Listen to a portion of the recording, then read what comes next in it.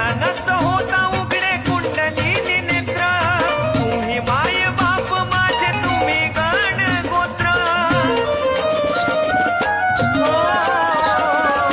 ध्यानस्थ होता उघडे कुंडलिनी नेत्र, तुम्ही माय बाप माझे तुम्ही गण गोत्र. सद्गुरु दर्शन घडावं गळ्यात पडून रडावं, मागतो मी भिक्षा द्यावं दान, द्या ना मागतो मी भिक्षा